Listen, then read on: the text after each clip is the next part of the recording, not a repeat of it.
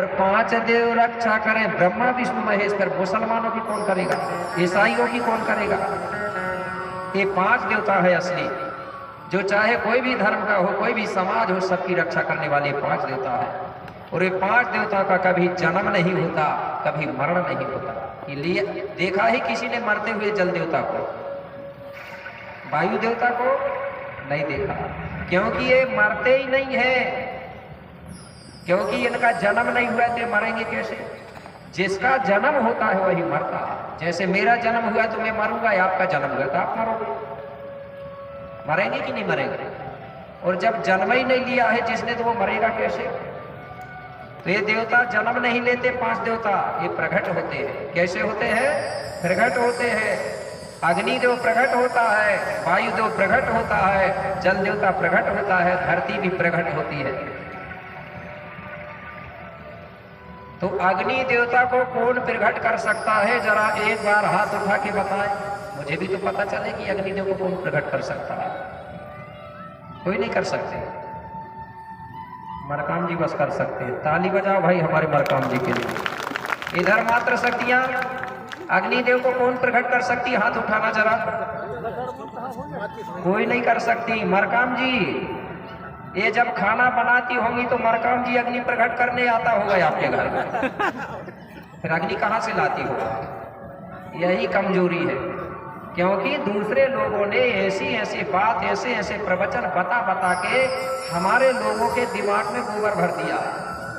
अब ये मात्र शक्तियां सोचती होंगी कि हमने कोई उपवास नहीं करे, कोई व्रत नहीं करे, कोई सिद्धि साधना नहीं करे, अग्नि कैसे प्रकट करेंगे। ये अंधविश्वास है। हमारे गोंडियन लोग जंगलों में, पहाड़ों में जब आदि मानव थे, जंगलों में रहते थे, उस समय मंत्र नहीं थे, मंत्र बहुत बाद में बने हैं। अभी प्रकट नहीं कर सक रही अग्नि, तो खाना कैसे बनाती होगी, पकाते होगी, सोचता हूं। अग्नि प्रकट के करने के लिए कोई तपस्या की जरूरत नहीं है, एक पाव चंदन लगाने की जरूरत नहीं है, माला टाला की जरूरत नहीं है, न कोई व्रत उपवास, न कुछ की जरूरत नहीं है, सिर्फ ज्ञान की जरूरत है। माचिस पाड़िए, अग्नि तुरंत प्रकट हो जाएगा। हो जाएगा कि नहीं हो जाएगा, होगा कि नहीं होगा। अगर गंगा जी जलदेव को प्रकट करना है तो भागीरथ जैसे माला लेके नहीं बैठना है, नहीं तो मर भी जाओगे तो गंगा जी प्रकट नहीं होगी। हो जाएगी क्या भागीरथ जैसे बैठेंगे तो। अगर गंगा जी को प्रकट करना है तो बोर कराइए, कुआं खोदिए, जलदेव प्रकट हो जाएगा। होगा कि नहीं होगा, कि समय खराब करो। जब 1 मिनट में अग्नि प्रकट हो रही तो काहे कौन समय खराब करें। और ये अंधविश्वास है, गोंड लोग इसको नहीं मानते थे। गोंड जब अग्नि प्रकट किए थे, कोई मंत्र नहीं पढ़े थे, जंगलों में रहते थे, पत्थर से पत्थर टकराया, अग्नि प्रकट हुई। मंत्र पढ़ के नहीं किया गोंडों ने। उसी का धीरे धीरे परिवर्तन हुआ तो चकमक बोलते थे लोग, ऐसा पत्थर लोहा से ऐसा आग पैदा करते थे। मंत्र पढ़ते थे क्या गोंड, नहीं पढ़ते थे। उसी को धीरे धीरे परिवर्तन किया तो माचिस बन गई। अब हमारे लोगों के यंत्र मंत्र तंत्रों में इतना डर बना दिया गया है कि आज गोंडों के किसी से भी पूछो तो किसी को भूत लगा है, किसी को परित लगा है, पता नहीं ये कहां से आ गया। जब तक ये चक्कर में रहेंगे तो हम लोग कभी सक्सेस नहीं हो सकेंगे। तो मेरे भाई ये 5 देवता है, प्रकट होते हैं, ठीक है ना। वायुदेव को प्रकट करना है, पंखा चालू कर दो, हवा प्रकट। समझ गई मात्र शक्तियां। अब हाथ उठाओ, आप अग्निदेव को कौन प्रकट कर सकती है। तो सब एक ही दिन में सही हो गए, हो गई कि नहीं। बहुत बहुत बढ़िया कि भाई जब 5 दिन का कार्यक्रम है, एक ही दिन में इतना दिमाग आ गया, तो फिर 4 दिन और बचे हैं, कितना दिमाग आएगा, आएगा कि नहीं आएगा। अब कोई बड़े बड़े महात्मा साधु संत का है ना, हम मंत्र से कर देंगे अग्नि प्रकट, तो क्या ना हम बिना मंत्र के कर देंगे क्या, ठीक है ना। तो ये सत्यता। तो जो 5 देवता है, इन्हीं की सेवा करने के लिए बोल रहा है गुरु विक्रम देव कि बोले राजा तुम खड़ापेन की सेवा करो, मतलब 5 देवताओं की सेवा करो। धरती जलवायु अग्नि और आकाश, इनकी सेवा करने से संसार में रहने वाले समस्त जीव प्राणियों का भला होता है। कैसे भला होगा, कैसे सेवा करेंगे। धरती की सेवा करने के लिए हमको क्या करना है, और आज भी गोंड लोग कर रहे हैं सेवा। खेती किसानी करना ही धरती की सेवा कहलाती है। पेड़ पौधा लगाना ही धरती की सेवा कहलाती है। तो जब आप खेती किसानी करोगे, अन्न पैदा करोगे, तो उस अनाज को जंगल में रहने वाले पशु पक्षी भी खाएंगे ना। जब घर में लाओगे आप लोग तो आप भी खाओगे, और जब बचा हुआ बेचोगे तो दुनिया के लोग भी खाएंगे।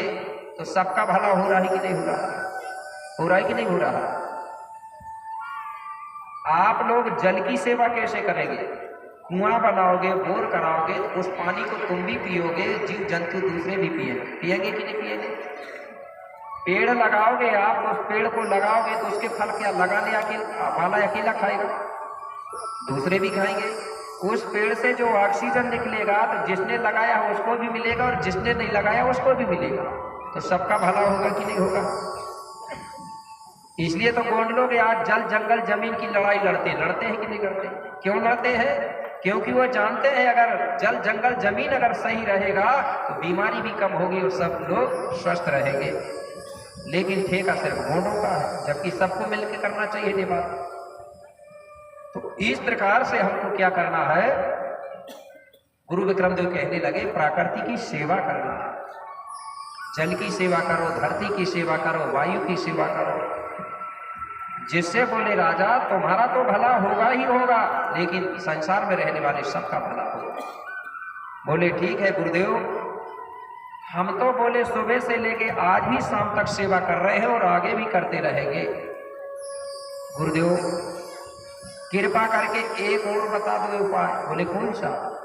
बोले शाम से सुबह शाम तो हम सेवा करेंगे, लेकिन प्राकृतिक प्रापेन को सुमरण करने के लिए भी कोई उपाय हो तो बता दो। अब भाई दिन भर तो सेवा करेंगे, लेकिन ध्यान करने के लिए भी हमको मंत्र चाहिए, क्योंकि सुबह सुबह 10-15 मिनट ध्यान भी करना जरूरी है कि नहीं? सेवा तो करा ही रहे, लेकिन उसके साथ में 15-20 मिनट ध्यान करना भी जरूरी होती है। ध्यान करने से होता क्या है? जैसे हमारा जो मन है उसमें चंचलतापन होता है, या हमारे मन के अंदर नकारात्मक ऊर्जा होती है, या नकारात्मक विचार होते हैं, तो वो कैसे खत्म होते हैं? 10-15 मिनट जब हम लोग ध्यान या सुमरण करते हैं तो हमारे जो नकारात्मक ऊर्जा होती है, नकारात्मक विचार होते हैं, वो खत्म होते हैं और सकारात्मक में बदलते हैं। तो बोले राजा तुम मंत्र पूछ रहे हो, बोले मैं तुमको बड़ादेव का एक मंत्र बता रहा हूँ। उस मंत्र से बढ़कर दुनिया में कोई बड़ा मंत्र नहीं है।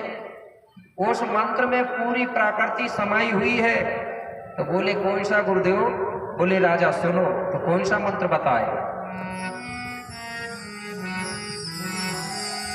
गोंडी धारा में मान तो जय सेवा,